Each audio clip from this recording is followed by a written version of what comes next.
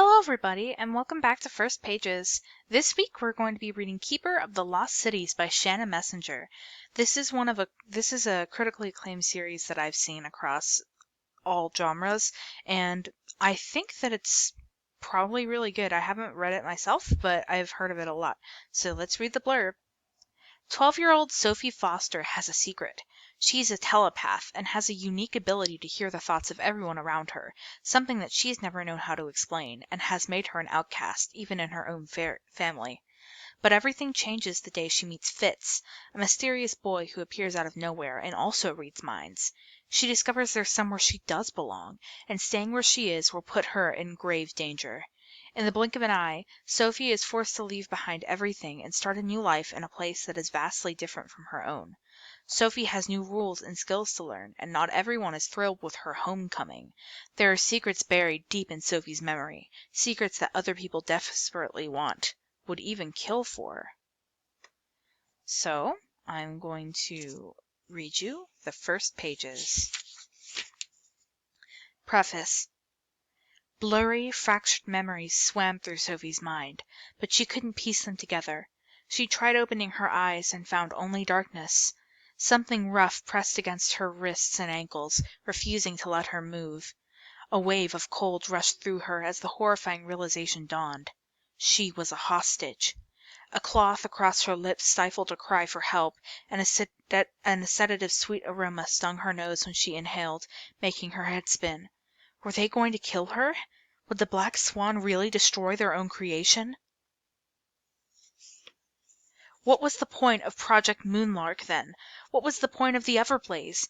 The drug lulled her toward a dreamless oblivion, but she fought back, clinging to the one memory that could shine a tiny spot of light in the thick, inky haze, a pair of beautiful aquamarine eyes.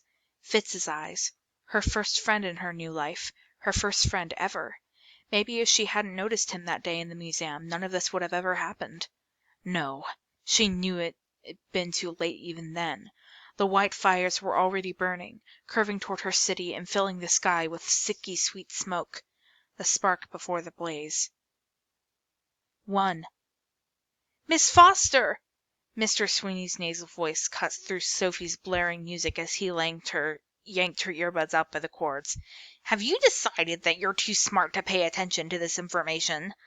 Sophie forced her eyes open. She tried not to wince as the bright fluorescence reflected off the vivid blue walls of the museum, amplifying the throbbing headache she was hiding. No, Mr. Sweeney, she mumbled, shrinking under the glares of her now staring classmates. She pulled her shoulder-length blonde hair around her face, wishing she could hide behind it. This was exactly the kind of attention she went out of her way to avoid. Why she wore dull colors and lurked in the back, blocked by the other kids who were at least a foot taller than her. It was the only way to survive as a 12-year-old high school senior. Then perhaps you can explain why you were listening to your iPod instead of following along? Mr. Sweeney held up her earbuds as like they were evidence in a crime. Though to him, they probably were. He dragged Sophie's class to the Natural History Museum in Balboa Park, assuming his students would be excited about the all-day field trip. He didn't seem to realize that unless the giant dinosaur replicas came to life and started eating people, no one cared. Sophie tugged out a loose eyelash, a nervous habit, and stared at her feet. There was no way to make Mr. Sweeney understand why she needed the music to cancel the noise. He couldn't even hear the noise. Chatter from dozens of tourists echoed off the fossil-lined walls and slashed around the cavernous room, but their mental voices were the real problem. Scattered, disconnected pieces of thoughts broadcast straight into Sophie's brain, like being in a room with hundreds of TVs blaring different shows at the same time. They sliced into her consciousness, leaving sharp pains in their wake. She was a freak. It had been her secret, her burden, since she fell and hit her head when she was 5 years old. She tried blocking the noise, tried ignoring it. Nothing helped. And she could never tell anyone. They wouldn't understand. Since you decided you're above this lecture, why don't you give it? Mr. Sweeney asked.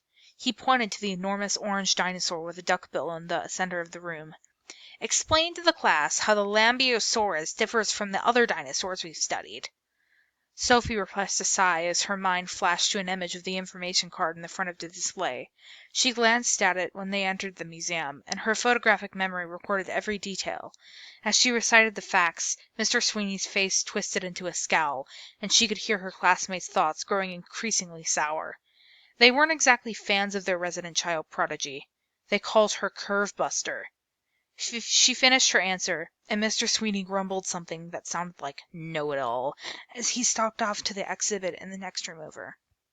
Sophie didn't follow. The thin walls separating the two rooms didn't block the noise, but they muffled it. She grabbed what little relief she could. "Nice job, super freak."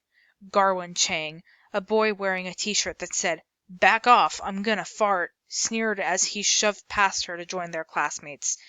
"Maybe they'll write another article about you. Child prodigy teaches class about the Lamiosaurus."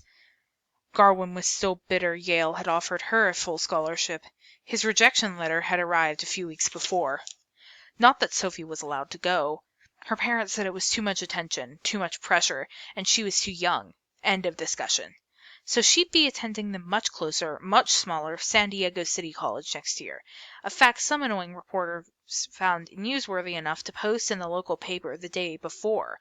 Child prodigy chooses City College over Ivy League, complete with her senior photo. Her parents freaked when they found it. Freaked wasn't even a strong enough word. More than half their rules were to help Sophie avoid unnecessary attention. Front-page articles were pretty much their worst nightmare. They'd even called the newspaper to complain.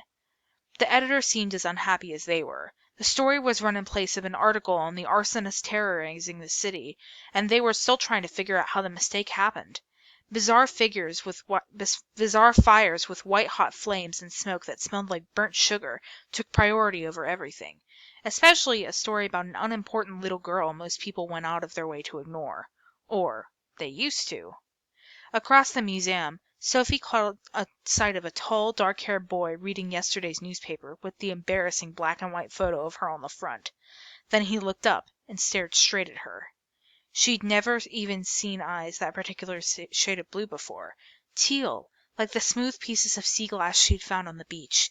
And they were so bright, they glittered. Something flickered across his expression when he caught her gaze. Disappointment? Before she could decide what to make of it, he shrugged off the display he'd been leaning against and closed the distance between them. The smile he flashed belonged on a movie screen, and Sophie's heart did a weird fluttery thing. "Is this you?"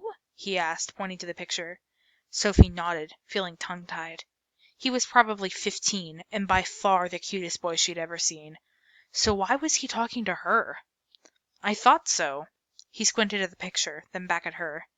"I didn't realize your eyes were brown." Yeah," she said, not sure what to say. "Why?" He shrugged. "No reason." Something felt off about the conversation, but she couldn't figure out why. And she couldn't place his accent. Kind of British, but different somehow. Crisper? Which bothered her, but she didn't know why. "Are you in this class?" she asked, wishing he could suck the words back as they left her mouth. Of course he wasn't in her class. She'd never seen him before. She wasn't used to talking to boys, especially cute boys, and it made her brain a little mushy. His perfect smile returned as he told her. "No." Then he pointed to the hulking greenish figure they were standing in front of. "An Albertosaurus, in all its giant lizard-esque glory." "Tell me something. Do you really think that's what they looked like?" "It's a little absurd, isn't it?"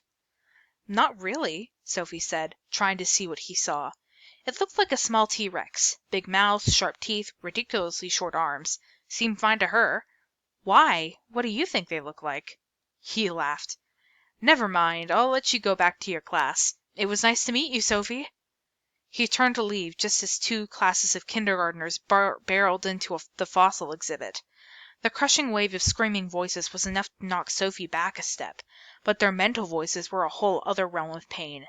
Kids' thoughts were stinging, high-pitched needles, and so many at once was like an angry porcupine attacking her brain. Sophie closed her eyes as her hand started to her head, rubbing her temples to ease the stabbings in her skull. Then she remembered she wasn't alone. She glanced around to see if anyone had noticed her reaction and locked eyes with the boy.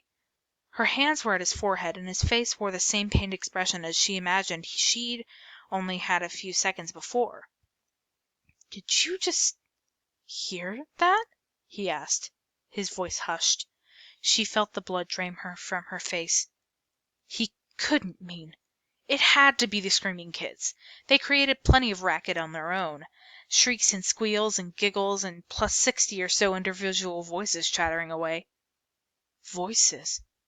She gasped and took another step back as her brain solved her earlier problem. She could hear the thoughts of everyone in the room, but she couldn't hear the boy's distinct accented voice unless he was speaking. His mind was totally and completely silent. She didn't know that was possible. "Who are you?" she whispered. His eyes widened. "You didn't you?" He moved closer, leaning in to whisper. "Are you a telepath?" She flinched. The word made her skin itch, and her reaction gave it away. "You are! I can't believe it!" he whispered. Sophie backed toward the exit. She wasn't about to reveal her secret to a total stranger. "It's okay," he said, holding his hands as he moved out like she was some sort of wild animal she was trying to calm. "You don't have to be afraid. I'm one too." Sophie froze. "My name's Fitz," he added, stepping closer still. Fitz? What kind of a name was Fitz? She studied his face, searching for some sign that this was all part of a joke. "I'm not joking," he said, like he knew exactly what she was thinking. Maybe he did. She wobbled on her feet. She'd spent the past 7 years wishing she could find someone else like her, someone who could do what she could. Now she'd found him. She felt like the world had tilted sideways. He grabbed her arms to steady her. "It's okay, Sophie. I'm here to help. We've been looking for you for 12 years." 12 years? And what did he mean by we? Better question, what did he want with her? The walls closed in, and the room started to spin. Air. She needed air. She jerked away and bolted through the door, stumbling as her shaky legs found their rhythm. She sucked in giant breaths as she ran down the stairs in front of the museum. The smoke from the fires burned her lungs, and white bits of ash flew in her face, but she ignored them. She wanted as much space between her and the strange boy as possible. "Sophie, come back!" Fitz shouted behind her. She picked up her pace as she raced through the courtyard at the base of the steps, past the wide fountain, and over the grassy knolls to the sidewalk. No one got in her way. Everyone was inside because of the poor air quality, but she could still hear his footsteps gaining on her. "Wait!" Fitz called. "You don't have to be afraid." She ignored him, pouring all her energy into her sprint, and fighting the urge to glance over her shoulder to see how far back he was. She made it halfway through a crosswalk before the sound of screeching tires reminded her she hadn't looked both ways. Her head turned, and she locked eyes with a terrified driver struggling to stop his car before it plowed right over her. She was going to die. And that is going to be it for today. If you want to read this book, I'll leave it in the library and you can pick it up. There should be multiple copies since this is a pretty well-known book, but I'm going to return it just in case, and I hope you guys have a wonderful day. Bye!